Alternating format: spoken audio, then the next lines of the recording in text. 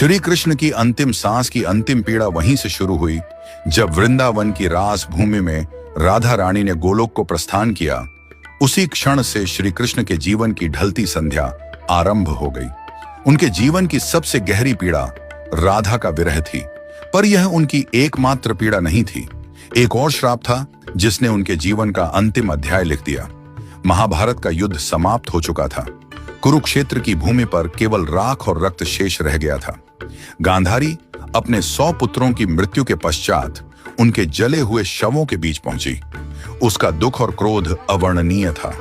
उसे स्मरण था कि श्री कृष्ण इस महाविनाश को रोक सकते थे, एक मुस्कान में इस युद्ध को टाल सकते थे, परंतु उन्होंने धर्म की स्थापना के लिए अधर्म का अंत होने दिया, चाहे वह मूल्य किसी मां के 100 पुत्र ही क्यों न हो। पीड़ा से भरी गांधारी ने श्री कृष्ण को देखा। आंखों में आंसू और वाणी में आग लिए बोली, हे वासुदेव, आप सब कुछ जानने वाले थे, फिर भी आपने मेरे 100 पुत्र मरने दिए। आप युद्ध रोक सकते थे, पर आप केवल तमाशा देखते रहे। आज मेरी ममता का श्राप आपको भी छुएगा।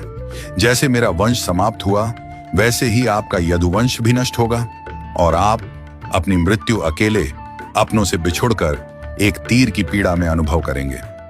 श्री कृष्ण ने गांधारी का श्राप शांत मन से स्वीकार किया, क्योंकि वह जानते थे यह भी उसी लीला का भाग है। जिस न्याय को वह लेकर आए थे, उसी न्याय की अग्नि अब उनके अपने कुल को भस्म करेगी। गांधारी का श्राप, राधा का वियोग और यदुवंश का अंत, यही वह अंतिम चरण था जिसने श्री कृष्ण के मानवीय रूप को सबसे गहरे दुख से भर दिया। त्रेता युग का वचन। त्रेता युग में श्री राम रावण वध कर अयोध्या लौटे। राम राज्य की स्थापना के बाद एक संध्या को अयोध्या के समीप एक तपस्वी राक्षस आया। नाम था जरासुर। वह युद्ध नहीं चाहता था, केवल एक प्रश्न का उत्तर चाहता था। जरासुर बोला, प्रभु, आपने धर्म के लिए असुरों का नाश किया, पर क्या कभी ऐसा होगा कि मैं भी आपकी परीक्षा ले सकूं? क्या कभी मुझे अवसर मिलेगा कि मैं आपके मार्ग में अंतिम बाधा बन सकूं? राम मुस्कुराए। उन्होंने कहा, जब मैं द्वापर में श्री कृष्ण रूप में जन्म लूंगा, तब तू मनुष्य जन्म लेगा और उसी जन्म में तू वह अवसर पाएगा। तेरे ही हाथों मेरी लीला का अंत होगा। यह मेरा वचन है। जरासुर ने प्रणाम किया। उसे पता नहीं था कि यह वचन युगों बाद एक महान रहस्य का कारण बनेगा। यदुवंश का अंत और अंतिम विरह। समय बदला। द्वापर युग में यह वचन पूरा होने का समय आया।